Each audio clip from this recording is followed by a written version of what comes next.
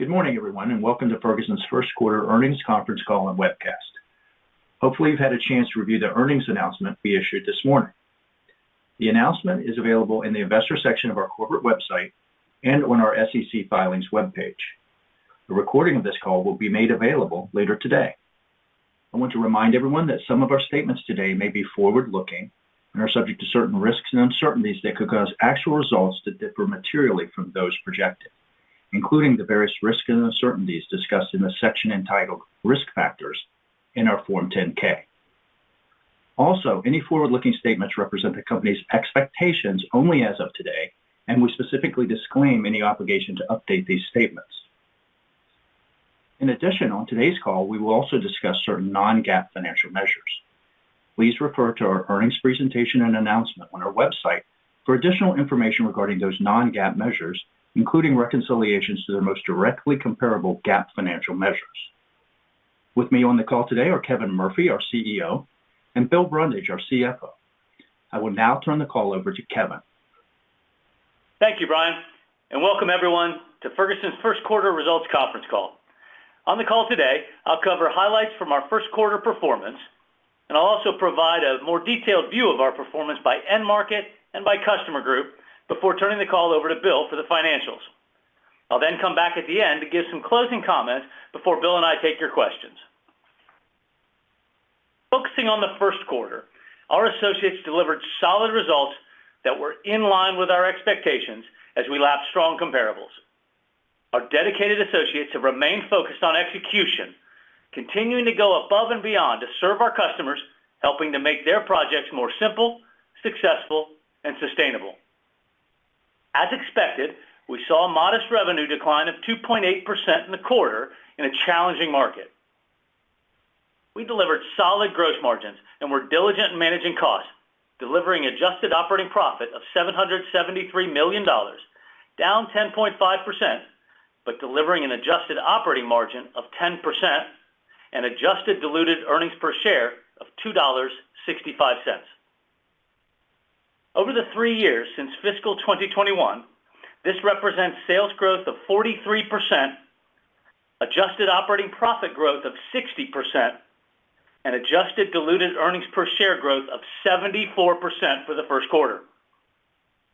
Our views on fiscal 2024 guidance are unchanged, and Bill will walk you through this in more detail shortly.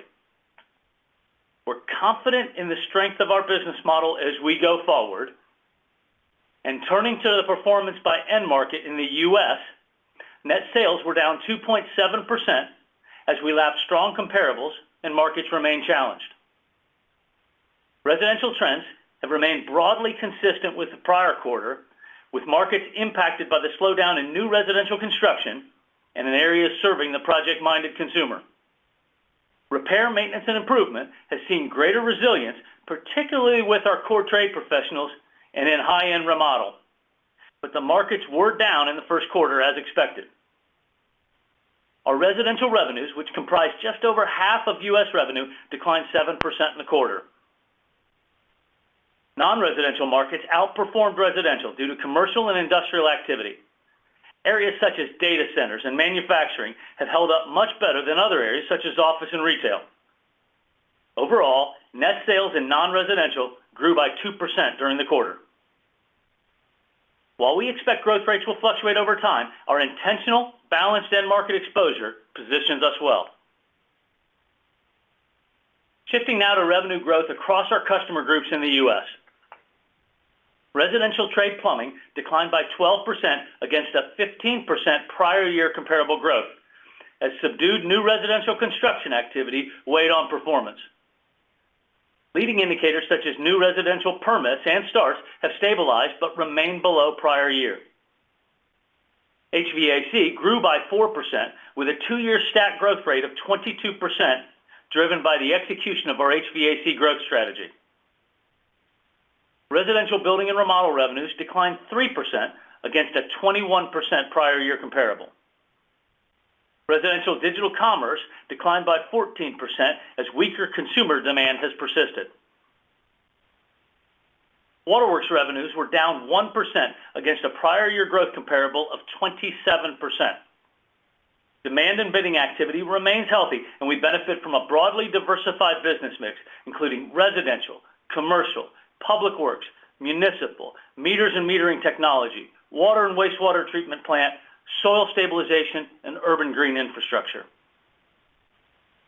Commercial mechanical customer group grew by 6%, and our industrial, fire and fabrications, and facility supply businesses delivered a combined flat sales performance in the quarter against a 25% growth comparable, driven by the continuation of broader non-residential trends such as onshoring of manufacturing, plant turnaround work, and general industrial activity. Our breadth of customer groups allows us to bring value to the total project while also maintaining a broad and balanced end market exposure. Now let me pass you over to Bill to cover the financial results in more detail. Thank you, Kevin, and good morning, everyone. First quarter net sales were 2.8% below last year. Organic revenue declined 4.9%, with foreign exchange rates having a 0.1% adverse impact, partially offset by acquisition revenue of 2.2%. As expected, pricing stepped down further from 1% inflation in Q4 to approximately 2% deflation in Q1. This was principally driven by weakness in certain commodity categories as we lapped strong comparables. Gross margin of 30.2% was down 30 basis points over the prior year, also impacted by certain commodity categories. Cost base has been well contained, with total cost flat compared to the prior year, enabling us to deliver a 10% adjusted operating margin, down 90 basis points over last year. Adjusted operating profit of $773 million was down $91 million, or 10.5% lower compared to the prior year. Adjusted diluted earnings per share was 10.2% lower than the prior year, with the reduction due to lower adjusted operating profit, partially offset by the impact of our share repurchase program. And our balance sheet remains strong at 1x net debt to adjusted EBITDA. Moving to our segment results, the U.S. business delivered another solid quarterly performance against strong comparables. Net sales declined by 2.7%. Organic revenue declined 5% on top of a 13% prior year comparable growth rate. This was partially offset by a 2.3% contribution from acquisitions. We generated adjusted operating profit of $766 million, delivering a 10.4% adjusted operating margin. Turning to our Canadian segment, markets were soft and foreign exchange rates also weighed on results. Net sales declined 5%. Organic revenue declined 3.3%, and foreign exchange rates reduced revenue by a further 1.7%. We have seen similar market trends in Canada to those in the U.S., with non-residential end markets proving more resilient than residential. Adjusted operating profit of $23 million was $10 million below last year. Adjusted operating margins of 6.1% were down from 8.3% in the prior year, but improved sequentially from 5.4% in Q4. The business continues to generate strong cash flow. As we exited last fiscal year, our inventory levels were more normalized as supply chain constraints had eased. Working capital investments of $219 million during the first quarter were in line with historical seasonal trends. Interest and tax outflows were as expected, and we continue to invest in organic growth through CapEx, investing $91 million during the quarter, similar levels to last year. As a result, free cash flow was $473 million, a $65 million increase over the prior year. Our balance sheet position is strong with net debt to adjusted EBITDA of 1x. We target a net leverage range of 1 to 2x, and we intend to operate towards the low end of the range through cycle to ensure that we have the capacity to take advantage of growth opportunities, as well as to maintain a resilient balance sheet. We allocate capital across 4 clear priorities. First, we're investing in the business to drive above-market organic growth. Previously mentioned, we invested $219 million in working capital and $91 million into CapEx during the quarter, principally focused on our market distribution centers, branch network, and technology programs. Second, we continued to sustainably grow our ordinary dividend. Our board declared a 79-cent per share quarterly dividend, a 5% increase over the prior year, reflecting our confidence in the business and cash generation. Third, we're consolidating our fragmented markets through bolt-on geographic and capability acquisitions. We are pleased to have welcomed associates from Secure Vision of America during the quarter, a leading distributor of waterworks metering solutions in Texas. Our deal pipeline remains healthy, allowing us to continue to execute our consolidation strategy. And finally, we are committed to returning surplus capital to shareholders when we are below the low end of our target leverage range. We returned $108 million to shareholders via share repurchases during the quarter, reducing our share count by approximately 700,000, and we ended the period with $429 million outstanding under the current share repurchase program. Turning last to our view of fiscal 2024 guidance, which is unchanged. We believe revenue will be broadly flat for the year, reflecting a challenging market, particularly in the first half of our fiscal year, against strong prior year comparables. For the year, we assume end markets decline in the mid-single-digit range. We outperform these markets by approximately 300 to 400 basis points. We have a tail from completed acquisitions, which we expect to generate just over $500 million in revenue, and the benefit of one additional sales day landing in the third quarter. Overall, while we saw expected modest deflation in Q1, we are assuming a broadly neutral pricing environment for the full year. We continue to provide a range for adjusted operating margin between 9.2% to 9.8%, with the midpoint reflecting modest continued normalization, largely driven by strong first-half comparables. We expect interest expense of approximately $190 to $210 million. Our adjusted effective tax rate should stay broadly consistent at approximately 25%, and we expect to invest between $400 to $450 million in CapEx, similar levels to fiscal 23. So to summarize, we had a solid first quarter performance in line with our expectations, and our views on fiscal 2024 guidance are unchanged. We remain focused on execution and believe the combination of our strong balance sheet, flexible business model, and balanced end market exposure positions us well. Thank you, and I'll now pass back to Kevin. Thank you, Bill. Let me again thank our associates for their unwavering dedication to serving our customers. The year has started in line with our expectations, and we're pleased with execution in the first quarter. As Bill set out, our fiscal 2024 guidance is unchanged. As you will have seen in the release this morning, the board is evaluating the domiciliation of Ferguson's ultimate parent company in the United States. This is a logical next step to enable full alignment of the company's headquarters and governance with the geography of our operations and leadership team. As we look forward, despite the current challenging macroeconomic environment, we're well positioned with a balanced business mix between residential and non-residential, new construction and repair, maintenance, and improvement. We have an agile business model and a flexible cost base that allows us to adapt to changing market conditions. Our cash generative model allows us to continue to invest for organic growth, consolidate our fragmented markets through acquisitions, and return capital to shareholders.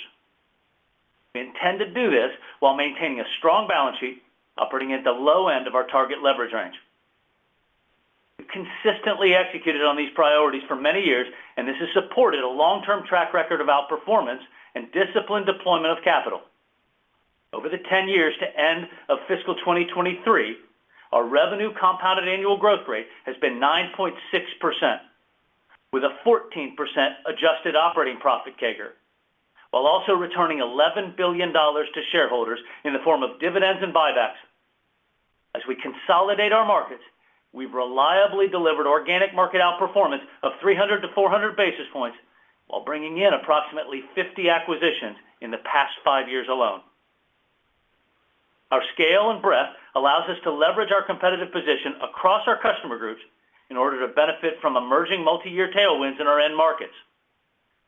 Remain confident in the strength of our markets over the medium and longer term and expect to capitalize on these growth opportunities. Thank you for your time today. Bill and I are now happy to take your questions. Operator, I'll hand the call back over to you. Thank you. For our Q&A, if you'd like to ask a question, please press *1 on your telephone keypad now. That's star 1 on your telephone keypad now. If you do change your mind, please press star followed by 2. And when preparing to ask a question, please ensure your device is unmuted. Okay, we do have our first question. Comes from Phil Ng from Jefferies. Phil, your line's now open. Hey guys, congrats on another solid quarter in a choppy environment. Appreciating 1Q is your toughest comp quarter, but curious, how did pricing track sequentially in 1Q, and have you seen prices stabilize, especially on the commodity side? And your flat pricing guidance for the full year, is that predicated on price increases on your finished goods categories, and have your suppliers announced any price increases for calendar year 2024? Yeah, good morning, Phil. It's Bill. I'll start with that, and I'm sure Kevin will add to it. In terms of pricing throughout the quarter, it was relatively stable sequentially. So from Q4 to Q1, pretty stable prices.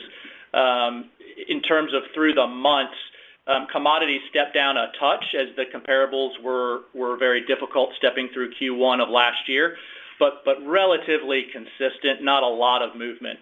And then as we've stepped into the second quarter here, again, not a lot of additional movement. And Phil, thank you for the question. When you think about the different commodity-based products that we sell through, they, as expected, aren't moving in the same direction at the same velocity at the same time. And so we've seen differences in what that deflationary pressure looks like. We have seen signs of stabilization, though. You look at products like steel that have seen some degree of stabilization and, in fact, some increase. As you play that through into finished goods, now is not the time that we would typically see those annual finished goods price increases, but we do expect them. They have been forecast in terms of seeing that modest increase. It gets back to a more normalized annual cadence. And as you look at that normalized annual cadence, that gets into that low single-digit place. And whether that is offensive or defensive in terms of what those price increases look like, we do believe that it provides some degree of a floor under that finished goods side of the business as we approach calendar year 24. Okay, that's helpful. On the non-res side, the business continues to hold up really well, show pretty good resiliency. Appreciating, once again, you're very diversified here. How do you see trends kind of shaping up over the course of the year? I'm just trying to gauge, have you seen like the full impact of a slowdown from office and retail? And you called out bidding activity picking up in mega projects, and how do you kind of see that rippling through your business? So effectively, are you anticipating top line potentially accelerating in the coming quarters? So it's really been as expected, and we have seen that drop off in typical knock-on commercial activity like office and retail, and that's created a pressure environment in the non-res space.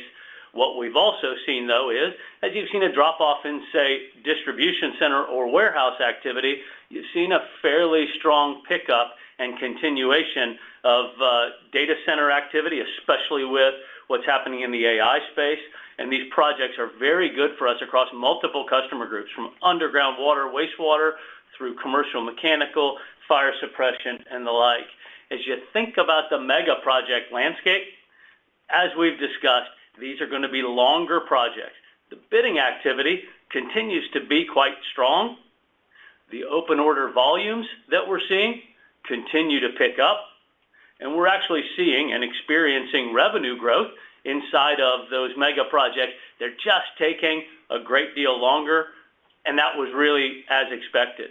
For us, it's as much a catalyst for how we want to operate across multiple customer groups on the whole of the project, as well as being a good support mechanism inside that non-residential space.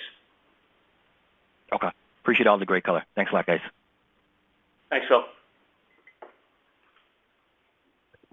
Our next question comes from Ryan Merkel from William Blair. Ryan, your line's now open. Hey, good morning, and thanks for taking the questions. First off, can you just comment on quarter-to-date trends? And, the reason I ask is it seems that the broader macro has slowed a little bit. I'm just curious if you guys have seen anything. Yeah, Ryan, we've actually, as expected, we've seen our growth rates improve a bit as we've stepped into the second quarter. So down about 5% organic decline in Q1. That has stepped up a bit. We're down in the low single-digit range. And that's how we expected the year to start to play through as those comparables start to ease as we move through the second quarter and really get into the second half. So we've seen a little bit of improvement in those growth trends, actually. Got it. It's great to hear. And then my second question is just on the HVAC segment, standout performer. What is your outlook over the next 2 years for pricing, just given the regulations? What have you heard from suppliers? So we knew that pricing was going to be supportive as you went through the regulatory changes, and whether that's going to be in that high single-digit piece, we'll see how it plays out. But if you look at our business, we really look at what is that mix going to be in terms of parts, equipment, and supplies. And then what's that mix going to be for us in terms of what ductless looks like versus unitary? So there are a lot of variables inside of that, but clearly price is going to be supportive as we go through regulatory changes and we look at what is a bit of more challenging environment from a volume perspective. Got it. Thank you. Pass it on. Our next question comes from John Lovallo from UBS. John, your line's now open. Hey, good morning, guys. This is actually Matt Johnson on for John. I appreciate you taking my questions. So first off, can you guys talk about some of the pros and cons with re-domiciling? And can you talk about any potential financial implications here, whether it's for corporate costs or your tax expense? Thanks, Matt. In terms of pros and cons, if I take a step back and think about our journey that we've been on for the last several years, we're really pleased with the methodical way that we've approached the entire process, the standing up of a secondary listing in New York, the movement of the primary listing to New York out of London, what's happened in terms of the shift in sell-side coverage, what's happened in terms of the shift of indexation. And for us, this is really viewed as a natural next step in terms of moving the governance, moving what our headquarters is in line with our geographic location of our markets. This is a North American company, principally in the U.S., and where our leadership sits. And so for us, it's more of just a natural next step, and we're early days in terms of what that journey looks like. Yeah, and in terms of the financial impact, we're in the process of evaluating that, but sitting here today, we expect the overall financial impact to be relatively immaterial with a move to a U.S. corporate headquarters. But more to come on that as we fully develop our process and the approach. I appreciate that. And then just one more, I guess your guys' outlook is unchanged, but interest rates have obviously come in meaningfully over the past month. I guess could you guys just provide any thoughts on end market recovery if rates did just say stay where they are from here? For our end markets, they really are playing out very much as expected. And as you think about the rate environment, the biggest impact that we saw obviously was on the new residential construction side. Just over half of our business is on the residential side of the world, with the lightest portion of that being new res. We saw that play through, but we're seeing stabilization inside of what permit and start activity looks like. And although it's not north of that 1.5 million starts a year that we need as a country, we are seeing some degree of stabilization there.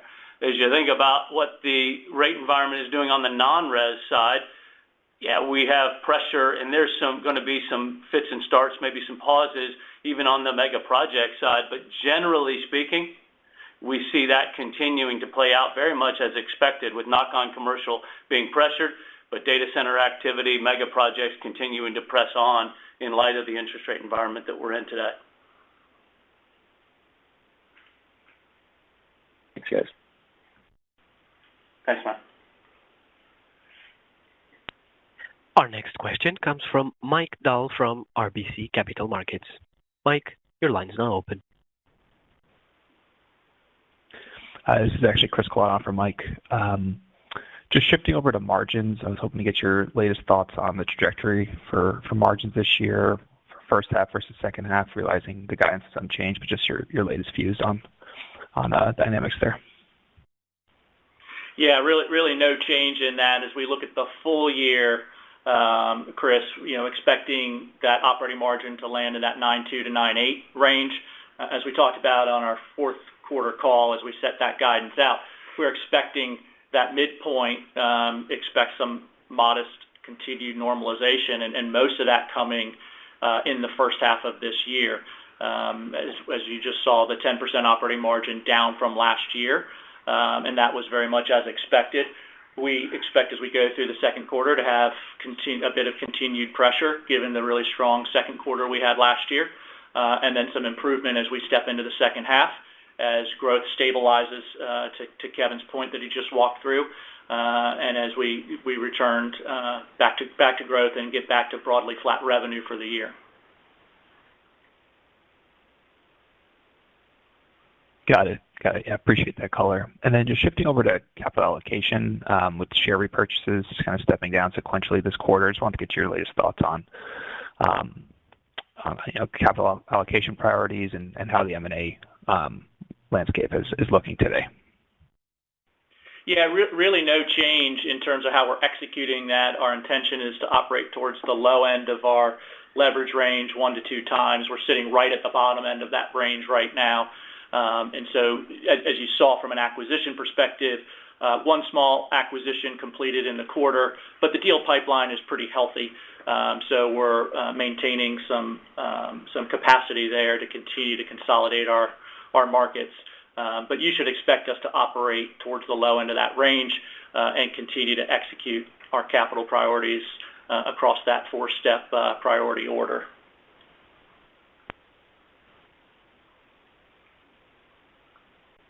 Understood. I'll pass along. Our next question comes from Will Jones from Redburn Atlantic. Will, your line's now open. Thank you. Just a couple from me, please. I think around the gross margin. Perhaps you could just help us better understand that first half or first quarter gross margin, the 30.2.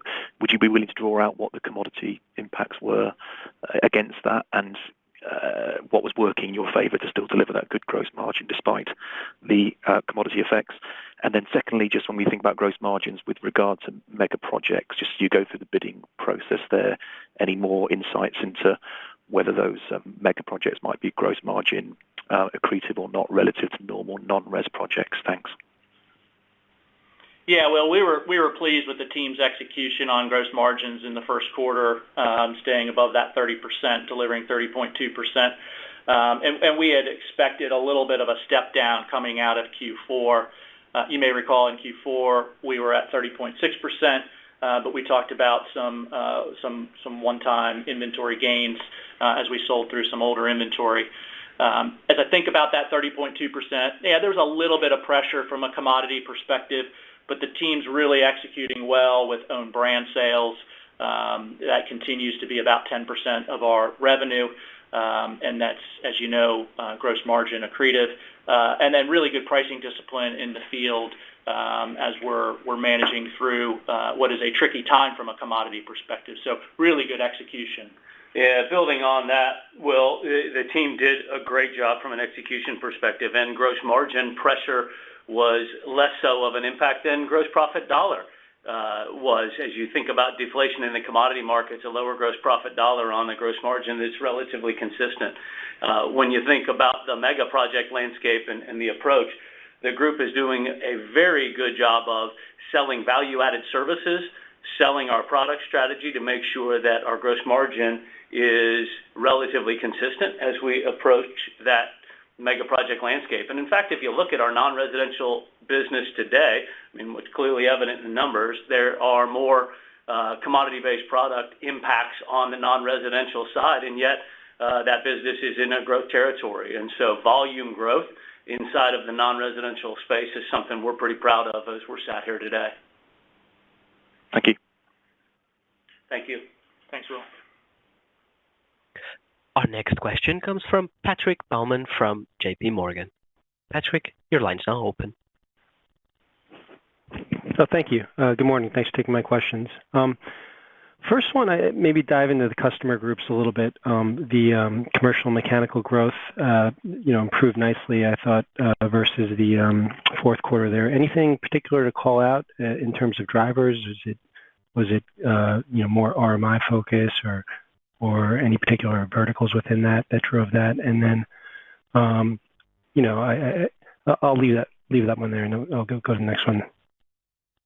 Yeah, Patrick, thanks for the question. And from a commercial mechanical perspective, you're right. We were pleased with what that growth looks like. If I go back to the previous question, it really is in line with that portion of the discussion. Non-residential activity and markets a bit challenged. Our business mix is got a good split between repair, maintenance, and improvement and new construction. We have seen good activity levels in places like data center work, as well as the mega project landscape, and how that commercial mechanical space feeds in quite well with our industrial business for that onshoring of manufacturing activity, electric vehicle production, sustainability build-outs, and the like. And so it really was that balanced non-residential exposure that was strong for us. And then, like I say, to be in a volume growth territory and to be able to hold gross margins relatively consistent as we move through a deflationary space on commodity-based products, we feel pretty good about where that is. So again, the balanced nature of the business serves us well, and our ability to sell through into these different growth areas of non-residential is very pleasing for us. Yeah, helpful. And then maybe a follow-up on the gross margin question. Do you look at that low 30s number now as being normalized at this stage for pricing, deflation, et cetera? Just wondering if that's you can hold in that range now going forward and start to kind of grow from there. Yeah, Pat, our belief has been over the last several quarters that gross margins would normalize around that 30% mark. And so we're, again, pleased with the execution to date. Certainly we're not expecting significant additional deflation. That could put some further pressure on that gross margin in any particular quarter. But we very much feel like that 30% range is a good normalized point from which we can build on into the future as we get back to some market growth and then continuing to take share and executing our strategy. And as that commodity deflationary environment stabilizes and we operate from a more normalized environment, we then intend to build on that gross margin steadily and durably over time by not only implementing our product strategy and driving those things that are important to our company, but also in continuing to build out value-added services that allow us to see that value reflected in the gross margin of our business. So that's not a floor for us. We'll continue to build from there over time, just like we have historically. Great. Thanks for the call. Really appreciate it. Our next question comes from Kathryn Thompson from Thompson Research. Kathryn, your line's now open. Hey, good morning. This is actually Brian Barros on for Kathryn. Thank you for taking my questions. I guess to start, can you just touch on a little bit more on the mega project bidding in today's environment and kind of how Ferguson wins here and how you differentiate versus your peers? I know in the past you've talked about kind of getting closer to the engineer or the GC or the owner to kind of be involved in the process to get the right products there, but any more color in the current environment would be helpful. Yeah, the mega project landscape actually is playing out very much as we expected. We knew this was going to be a slower landscape in terms of what bidding activity looks like and how that bidding activity flows into open orders and how open orders flow into actual revenue and construction. So it really is playing out as expected. We're pleased with what that ramp up looks like. We won't see the full impact of this structural tailwind until we get into the coming years. That said, as we've discussed in past quarters, for us, this is a catalyst for how we want to operate in the future. These mega projects are large construction projects where scale is beneficial. And bringing the scale of our supply chain and our capabilities to bear inside this market is helpful. We also are getting closer to the engineering community, the ownership and the general contracting level, to make sure that we're solving problems for them across multiple customer groups. And then lastly, although we stay very true to the individual trade that's doing the work, whether that's the waterworks contractor, the fire protection contractor, the commercial mechanical contractor, or the industrial contractor. We do add value by bringing those customer groups together on the site, especially when there's such scale and complexity on some of these projects. And so that's playing out as we had hoped, and we continue to work and invest in what those capabilities look like. Got it. And a follow-up on the waterworks acquisition announced. Can you just any more color on kind of the acquisition there, the waterworks metering distributor in Texas, to kind of how that fits into the larger M&A strategy, guys, for you, either on a product basis or a geography basis? So if you look at our core waterworks business on core products and pipe, valve, and fitting for residential, commercial, and municipal applications, it's been well built out across the whole of the United States, and we maintain a very strong position inside that business. We have, in the past many years, been working to build out water and wastewater treatment plant capabilities, metering and metering technology capabilities. And so what you've seen with this acquisition is meters and metering technology capabilities in the state of Texas, so that we can not only service that market, but also get closer to that municipal customer, because that relationship serves us well across the whole of our business. And you'll see us continue to work to build out meters and metering technology, urban green infrastructure, and soil stabilization. It's been a key part of our acquisition strategy as we complement what's already a strong business across the whole of the United States. Got it. Thank you. Our next question comes from Sam Darkot from Raymond James. Sam, your line's now open. Good morning, Kevin. Good morning, Bill. How are you? Good morning, Sam. Doing well.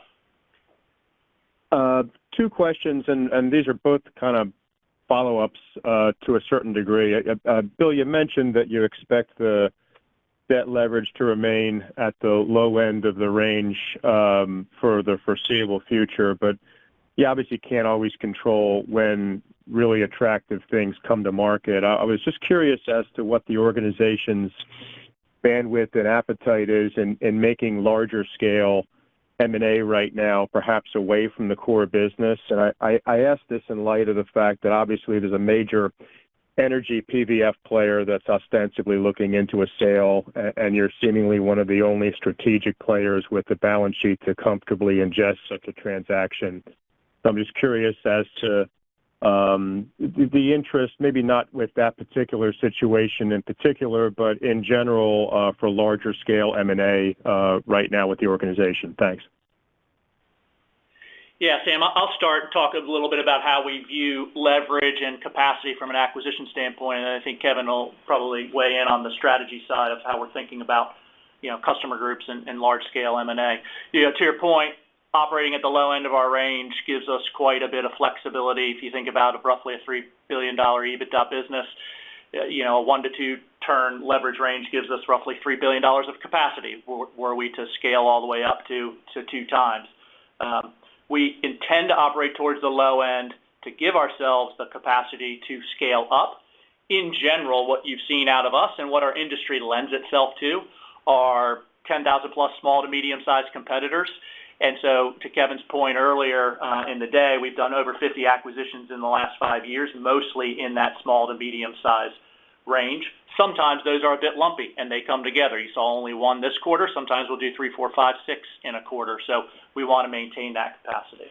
To Bill's point, the bolt-on acquisition strategy, both capabilities as well as geographic, has served us well, and quite frankly, the industry is built out that way.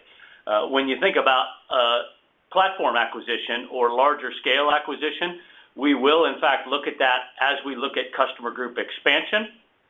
We very much look at the customer that we need to serve and the capabilities that we need to bring to serve that customer. And then as importantly, or maybe more importantly, how does that fit into the project as a whole and what our relevance is on that project? And you've highlighted energy transition and maybe even sustainability as a catalyst for what we would look at. And so it's fair to say that we continue to look at how our individual customers today, especially in a multi-trade environment, are operating both residentially and non-residentially, and how do we best serve them? And so it's always in our mind as to what that next customer group might look like. But today, we're fairly well focused on that bolt-on strategy and how that can complement our business from an organic perspective. So thank you very much for the question, Sam. Yeah, fair enough. And if I'm allowed a follow-up, Kevin, you mentioned the normalization in inventory and supply chains at this point. Are you seeing any increase in pressure from the independents and regional competitors now that at least relative inventory availability is not as much a lever point in the business, and where within your business verticals might that occur if it would? We've seen normalization of supply chains, with maybe one or two small exceptions. We have a normalized supply chain across our business and across our customer groups. We were very fortunate during the period of supply chain chaos to use the strengths that we have and the vendor relationships and the size and scale that we have to gain from a share perspective what our traditional 300 to 400 basis points were. That's normalized, and we expected that to normalize. Do we see any further pressure, both from a pricing perspective as well as from a market perspective, now that supply chains have normalized?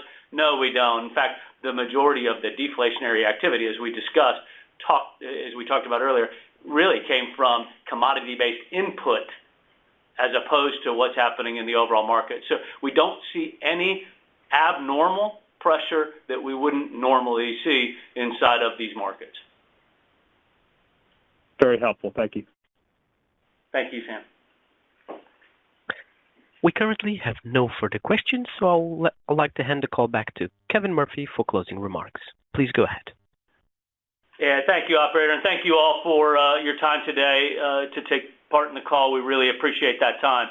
And as I close, really close as we began, and that is things are really playing out as we expected, and we're extremely pleased with the execution of our teams and taking care of our customers and making their projects more simple, successful, and sustainable.